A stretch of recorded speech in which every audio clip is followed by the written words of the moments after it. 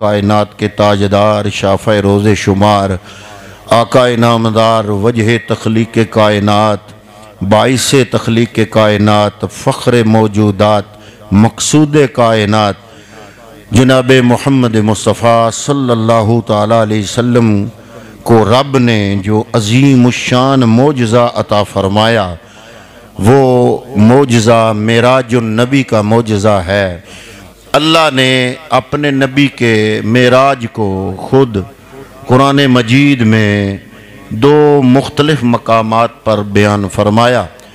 ایک تو بنی اسرائیل کی اس سورہ مقدسہ کی یہ آیت جو ابھی آپ کی خدمت میں سرنامہ کلام کے طور پہ تلاوت کرنے کی سعادت حاصل کی، اور ایک دوسرا مقام 27واں پارہ سورہ نجم، سورہ النجم میں بھی اللہ رب العالمین نے اپنے محبوب کے اس واقعے کو بڑی شرح و بسط کے ساتھ بیان فرمایا سبحان الذی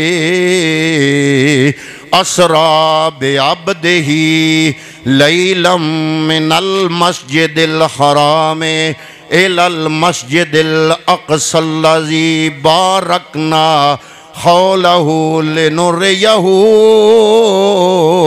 من آیاتنا انہ هو السمیع البصیر۔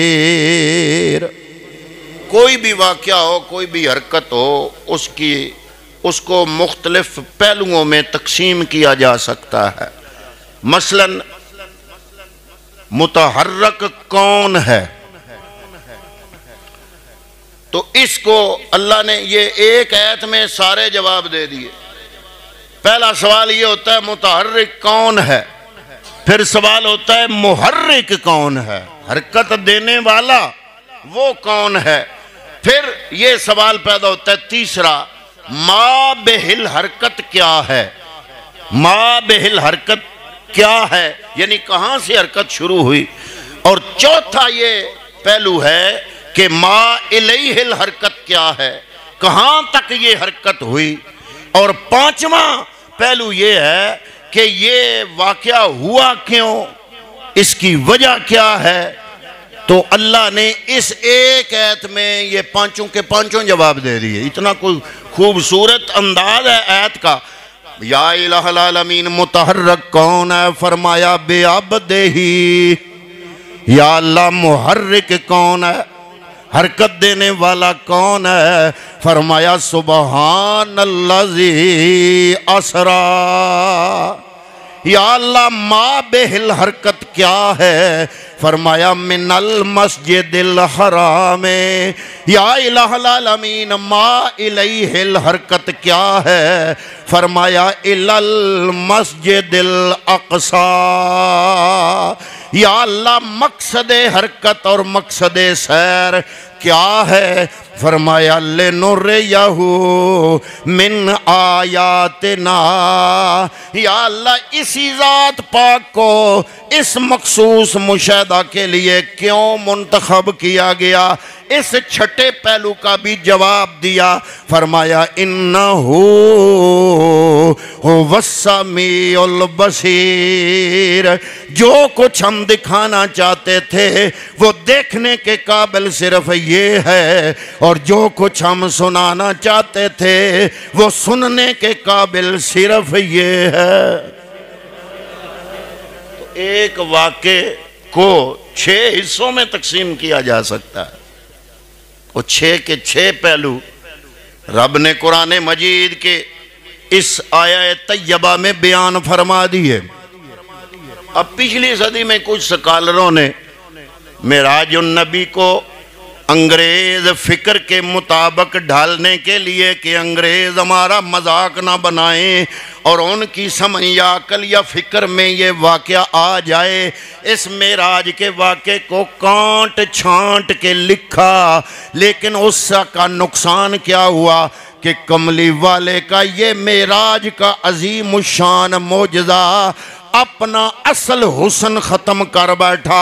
انہوں نے کانٹ چھانٹ کے کئی علماء نے نام لینے کی ضرورت نہیں، کئی علماء نے، جدید ریسرچرز نے، جدید سکالرز نے اس معراج کے واقعے کو کانٹ چھانٹ کے اس لیے بیان کیا کہ انگریزوں کی سمجھ میں آ جائے، لیکن اس سے اس معراج کا سارا حسن ختم کر دیا۔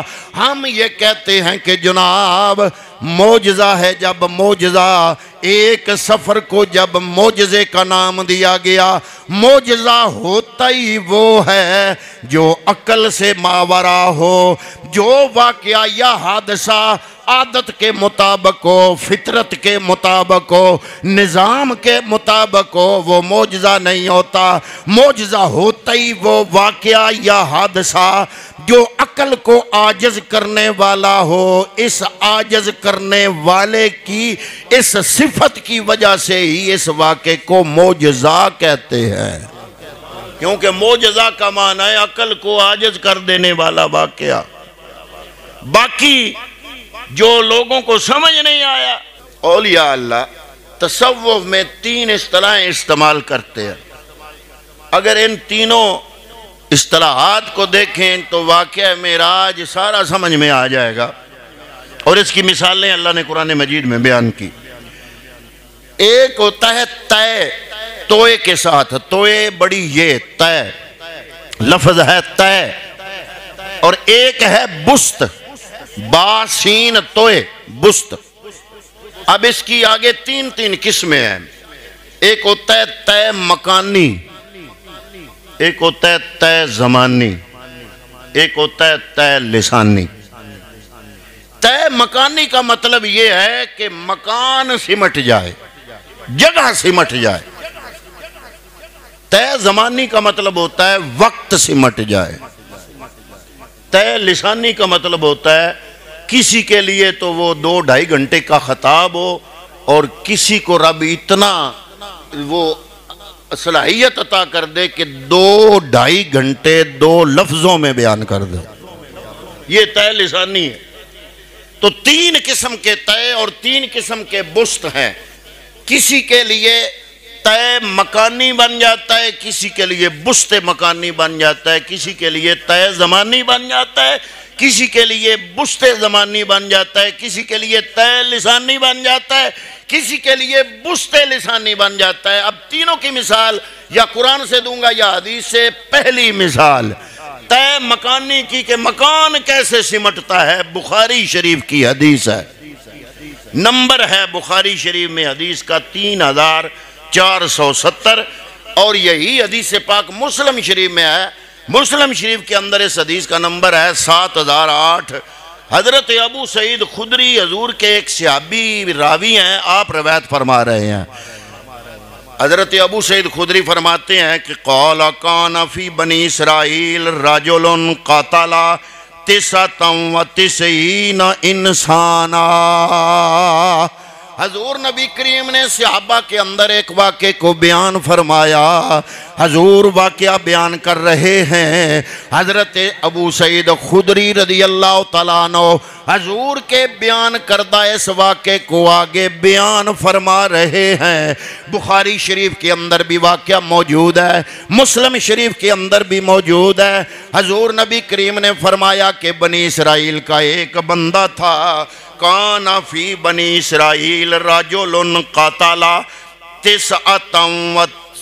99 انسانا۔ بنی اسرائیل کا ایک بندہ تھا، اس نے 99 قتل کیے ہوئے تھے۔ اچانک اسے خیال آیا بے میں پتہ نہیں میری بخشش بھی ہوگی کہ نہیں۔ وہ ایک راہب کے پاس چلا گیا، ظاہر اپنے مذہب کا بندہ عالم جو اس کا تھا اس کے پاس چلا گیا۔ اسے کہتا ہے کہ میری بھی کوئی بخشش کی امید ہے، میں نے 99 قتل کیے، 99 قتل کیا۔ اب یہ واقعہ پیغمبر اکرم بیان فرما رہے ہیں۔ اس نے کہا نہیں، تیری بخشش کی کوئی امید نہیں، جیسے ایک بھی ماریا ہوئے وہ بھی جہنمی تو 99 مارے، تیری کوئی بچن والی شکل نہیں۔ حضور فرماتے ہیں مسکرا کے حضور نے فرمایا کہ اس آدمی نے سوچا کہ 99 تو میں نے قتل کر دیے، اس نے بھی کوئی مجھے بات اچھی نہیں کی، 100 کیوں نہ اس پہ ہی پورا کر دوں۔ اس نے اس کو بھی قتل کر دیا۔ اب 100 بندوں کو قتل کرنے کے بعد پھر وہ مارا پھرتا رہا۔ اچانک اس کے دل میں دلیل آئی، پیغمبر اکرم فرماتے ہیں کہ ہو سکتا ہے میں کسی اور سے پوچھوں، شاید کوئی راہ نکل آئے۔ پہلے تو مایوس تھا کہ میری بخشش تو ہو نہیں سکتی، بس زندگی ہے جیسے گزارو. پھر اس کو دلیل آئی کوئی ایک بندے کی بات غلط بھی تو ہو سکتی ہے، میں کسی اور سے پوچھوں. اس نے کسی اور عالم سے پوچھا، اس نے کہا فلاں آبادی ہے، اس آبادی میں کچھ اللہ والے لوگ رہتے ہیں، تم اگر ادھر چلے جاؤ ان سے کہو کہ میرے لیے دعا کرو اور وہاں جا کے توبہ کرو اور تم بھی دعا کرو، تو ہو سکتا ہے ان اللہ کے نیک بندوں کی دعاؤں کو رب قبول کر کے تیری بخشش فرما دے. اب اس بندے نے جب یہ بات کی تو اس نے کہا ٹھیک ہے میں جاتا ہوں. اب وہ انسان چل پڑا. حضور نبی کریم واقعہ بیان کر رہے ہیں، بخاری شریف میں بھی موجود ہے، مسلم شریف میں بھی موجود ہے. ابو سعید خدری روایت فرما رہے ہیں کہ وہ بندہ جب چل پڑا، ابھی رستے میں تھا تو اس کو موت نے آ لیا، بندہ مر گیا. اب حضور فرماتے ہیں جب وہ بندہ گیا مار تو جنت والے فرشتے بھی آ گئے اور جہنم والے بھی آ گئے. جنت والے کہتے ہیں اسے ہم نے لے جانا ہے، جہنم والے کہتے ہیں مال ساڑھا ہے تو ہم جی امیت دے چھڑیے، بس 100 بندے قتل کیتے نے، تو اس کا عمل سامنے ہے، یہ جہنم والا ہمارا مال ہے، یہ تمہیں ہم کیسے دے دیں. جب جھگڑا پڑا، رب العالمین بڑا کرم نواز ہے، وہ کریم ہے، وہ ستار ہے، وہ غفار ہے، وہ بہانے ڈھونڈتا ہے. اللہ نے بخشنا تھا، رب نے یہ سارا کمام کر دیا. رب نے تیسرا فرشتہ بھیجا کہ جاؤ تم ان کی بات سن کے وہ جھگڑ رہے ہیں سالسی کرو. اب یہ تیسرا فرشتہ رب کی طرف سے آیا، اس نے کہا بھی جھگڑو نہیں، مجھے بات بتاؤ جھگڑا تمہارا کیا ہے. وہ جہنم والوں نے کہا مال ہمارا ہے، جنت والوں نے کہا مال ہمارا ہے. یہ جو سالسی فرشتہ تھا اس نے کہا بھی ایسے کرتے ہیں، جب جہاں سے یہ چلا تھا نا اپنے گھر سے، وہاں سے ماپ لیتے ہیں، اگر تو یہ زیادہ فاصلہ طے کر کے آ گیا ہے اس طرف اللہ والوں کی بستی کی طرف، پھر یہ جنت والوں کا ہے.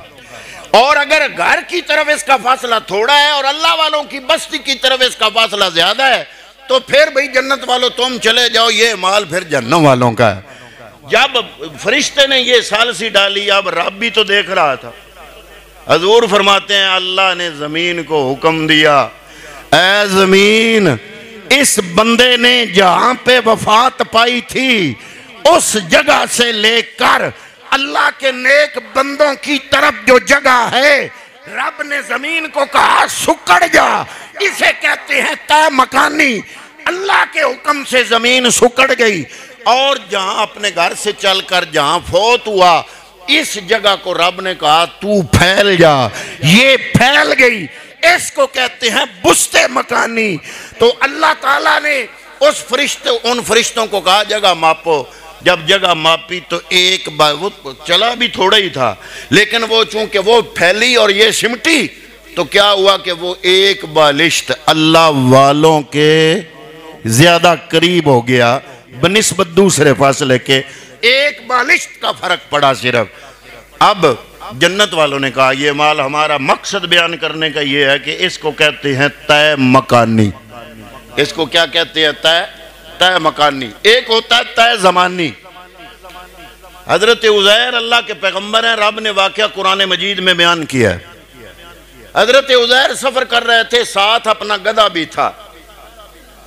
ایک حضرت عیسیٰ علیہ السلام گدھے کے حوالے سے مشہور ہیں کہ آپ سواری فرماتے تھے. ایک حضرت عزیر حضور نبی کریم کا بھی گدھا تھا، اس کا نام بھی آپ نے رکھا ہوا تھا یافور. اور حضور نبی کریم کے پردہ فرما جانے سے وہ اتنا پریشان ہوا کہ اس نے اپنے آپ کو ایک کنویں میں گرا کے ہلاک کر لیا. وہ یہ پسند ہی نہیں کیا اس نے کہ پیغمبر اکرم کے بعد میری پشت پر بھی کوئی اور سوار ہو. تو حضرت عزیر علیہ السلام سفر کرتے کرتے ایک اجاڑ بیابان شہر تھا کہ جس کی چھتیں گری ہوئی، اوپر دیواریں گری ہوئی، بالکل ویران سا. وہاں پہنچے، وہاں ان کھنڈرات کو دیکھ کے منہ سے جو لفظ بولا، اللہ نے قرآن مجید میں وہ واقعہ بیان کیا کہ حضرت عزیر نے اس کھنڈرات کو دیکھ کر، ان کھنڈرات کو دیکھ کے فرمایا انا یحیی ھذہ اللہ بعد موتہا. اللہ اس مردار اور اس کھنڈر زدہ شہر کو دوبارہ کیسے آباد کرے گا؟ اب علماء فرماتے ہیں کہ اللہ یہ بتانا اور دکھانا چاہتا تھا اپنے نبی کو، لیکن دکھانے کے لیے اب ضروری تھا کہ ان کو 100 سال انتظار کرایا جاتا، یہ بھی مناسب نہیں کہ اللہ کے نبی کو ایک اس کی خواہش کے مطابق کام دکھانے کے لیے 100 سال انتظار کیا جائے۔ ہوا کیا، حضرت عزیر نے وہاں مختلف قسم کے درخت اگے ہوئے تھے، ان سے کسی سے انگور لیے، کسی سے انجیر لیے، لے کے کچھ کھائے، کچھ پانی، کچھ انگوروں کا جوس نچوڑا، وہ اپنے برتن میں رکھا، اور تھوڑی دیر کے لیے دوپہر کا وقت تھا، آرام کرنے کے لیے لیٹے۔ رب نے حکم دیا کہ اب یہ لیٹا ہی رہے۔ پورا 100 سال گزر گیا، 100 سال گزر گیا، 100 سال گزر گیا۔ جب بیدار ہوئے تو رب نے پوچھا، قرآن میں اللہ نے واقعہ بیان کیا، پوچھا کم لبستا، بتاؤ کتنی دیر سوئے رہے، کم لبستا۔ اب حضرت عزیر نے جو جواب دیا قرآن مجید میں آیا یومن، ایک دن۔ پھر سوچتے ہیں یومن ایک دن کا لفظ جب جواب دیا نا، پھر سوچتے ہیں کہ جب میں سویا تھا سورج ادھر تھا، اب میں جاگا ہوں تو سورج ادھر آ گیا ہے، تو اگلا لفظ بولا بعد یوم، یومن او بعد یوم، ایک دن، بلکہ نہیں، دن کا تھوڑا سا حصہ، کہ پہلے سورج ادھر تھا اب ادھر ہے۔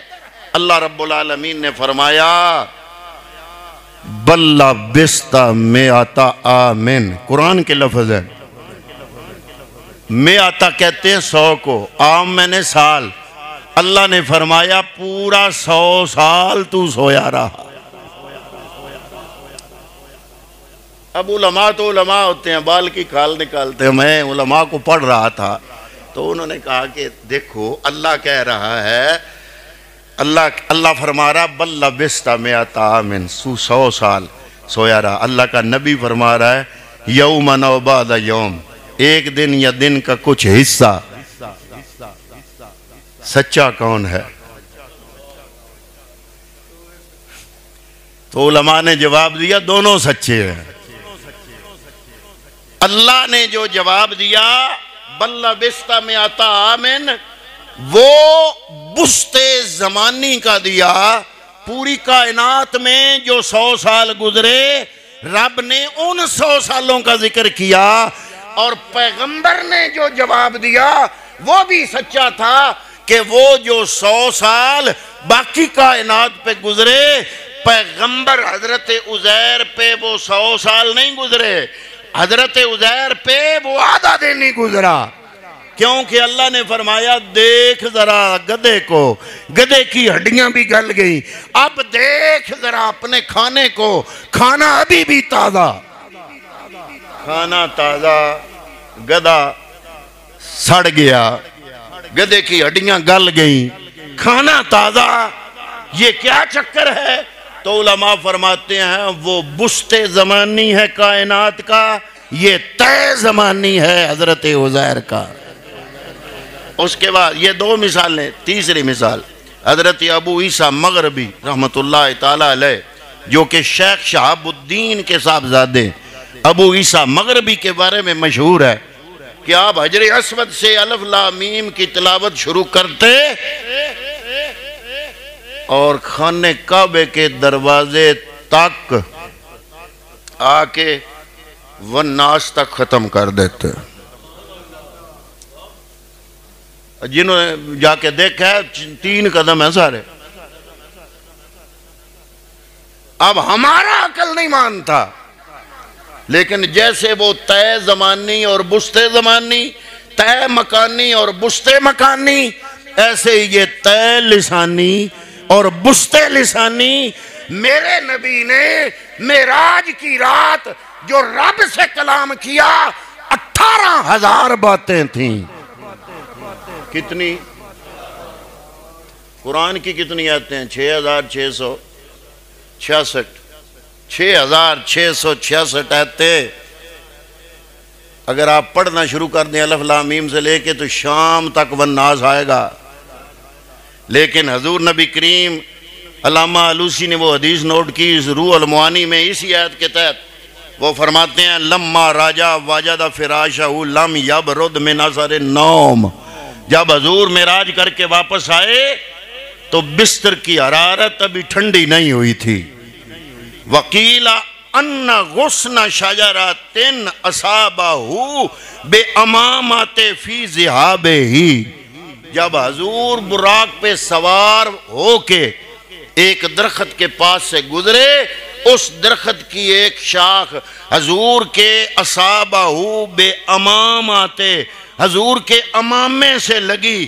فلما راجع وجدہ بعد یتحرک، جب حضور 7 آسمان مسجد اقصی کی سیر، موسیٰ علیہ السلام کی جائے ولادت پہ نفل، عیسیٰ علیہ السلام کی جائے ولادت پہ نفل، موسیٰ علیہ السلام جس درخت کے پاس بیٹھے تھے اس درخت کے پاس نفل، اور چھٹے آسمان سے لے کر اللہ رب العالمین کی بارگاہ تک 9 مرتبہ آئے اور 9 مرتبہ گئے، کیونکہ موسیٰ تھے چھٹے آسمان پر، 50 نمازیں 5 کرائیں، جنت کی سیر کی، بیت المعمور میں ملائکہ سے خطاب کیا، مسجد اقصی میں 1.25 لاکھ نبیوں کی امامت کرائی، 18,000 گفتگو اللہ رب العالمین سے کی، سارا کر کے جب واپس آئے تو جس درخت کے نیچے سے گزرے تھے اس کی جو شاخ حضور کے امامے سے لگ کے ہلی تھی،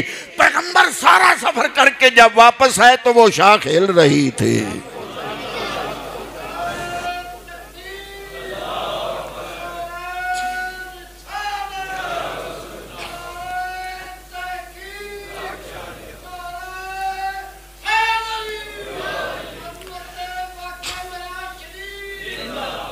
تین چیزیں بیان کی، تینوں رب نے حضور کے ایک معجزے میں رکھ دی۔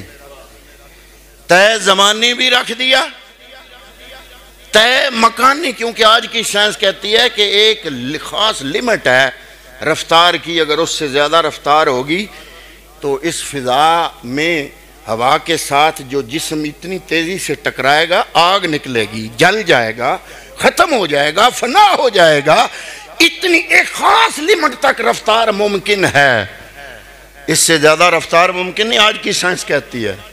لیکن معراج النبی کے واقعے کو دیکھیں تو طے زمانی، طے مکانی، طے لسانی، رب نے یہ تینوں معجزے اکٹھے کر کے محبوب کو ایک معجزے کی رات میں عطا کر دیے۔